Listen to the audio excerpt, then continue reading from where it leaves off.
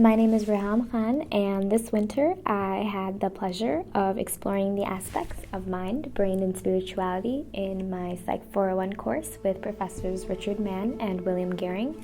My partner Jalal Obaid and I explored the mind, body, and soul through the perspectives of Islamic traditions.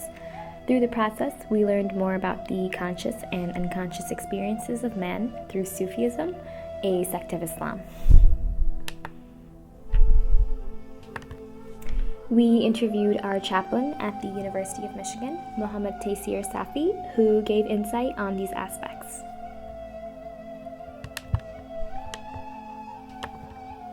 Initially, what drew people into the mystical experience of Sufism was its esoteric quality in regards to the rituals and practices that are characteristic to Sufism itself. The notion of asceticism in its entirety requires one to be in the correct spiritual mindset that can allow the devotee to fully immerse themselves in the mystical experience.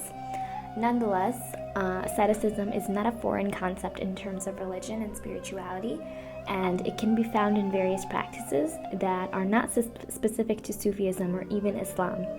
Self-restraint and holding oneself back from the worldly and materialistic pleasures of this world for the cause or purpose to be one with the divine does not even have to be something that is religiously linked. The soul is the primary interactor in the sense that it is the means of coming to know God.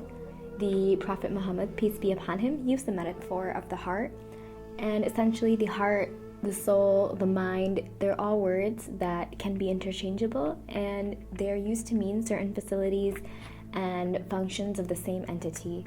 Muslim scholars define the soul as the subtle entity that comes to know God.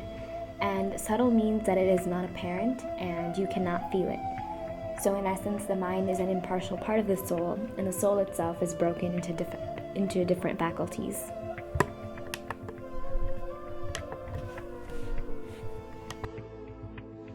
In terms of the mind, the Muslim scholars generally attribute the intellect as part and parcel of the soul. It's a different faculty that's within the soul. So it's hard to explain. It's not that it's split into different pieces. It's that the soul itself has different faculties. So one faculty is intelligence, the ability to rationalize things, the ability to think. Whereas the soul also has other features that happen subconsciously or unconsciously. So for example, there's this part of the soul called the secret, the sir. And in that area and in that faculty is how an individual actually comes to know God best. In other words, a person can come to know God vis-a-vis their intelligence, but they can also come to know God more appropriately or more fully vis-a-vis this other faculty called the secret. Islam recognizes the conscious and unconscious experiences of man, and the dream world is most apparent because we can recall and reflect upon them.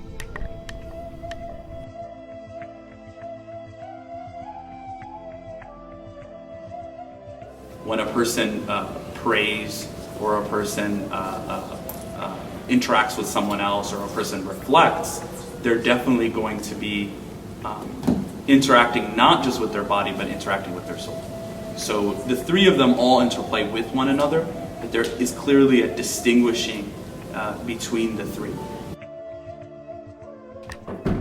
We'd also like to take this time to thank our professors Mann and Gehring for the amazing opportunity this past semester and engaging us in a discussion that was really insightful and interesting in terms of spirituality and psychology, and also to our GSIs for all their hard work. Thank you.